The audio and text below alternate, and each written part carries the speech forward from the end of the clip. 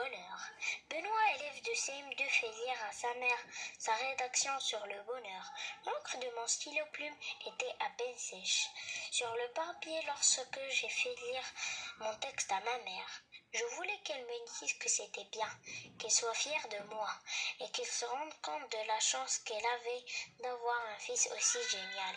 C'est toi qui as créé ça, canard? Ben oui. Aujourd'hui, ben oui, je ne vais pas passer 3 jours sur la rédaction. C'est magnifique, mais quoi?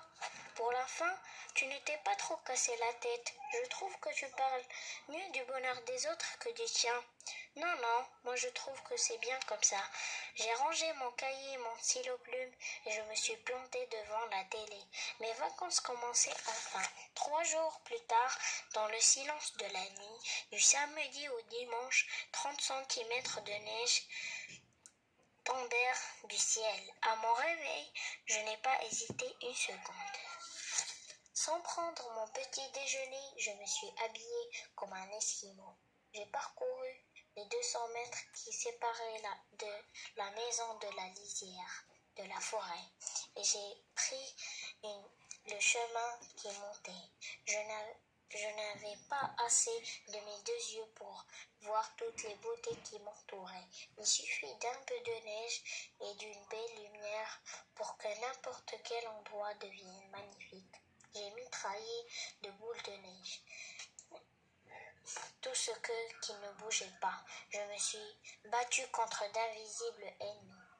J'ai fait des roulés-boulés. J'ai pris des douches de neige en tirant sur les branches du sapin. La poudreuse me rendait joyeusement cinglée. Et vint le moment où mes habits trempés ne me protégeaient plus du froid. Je frissonnais, je claquais des dents et mon ventre criait famine. Il était temps de rentrer. En croisant les traces de mes pas qui allaient en sens inverse, j'ai pensé à la chaleur qui m'attendait à la maison, aux bras de ma mère qui me réchaufferait, aux joues piquantes de mon père qui m'embrasserait, au rire idiot mais communicatif de mon frère.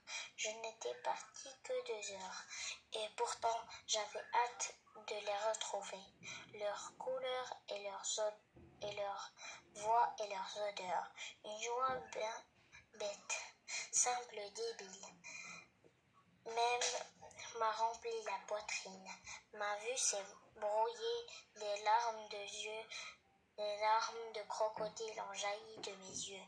Finalement, dans ma tête à moi, le bonheur, c'est l'hiver de mes 10 ans.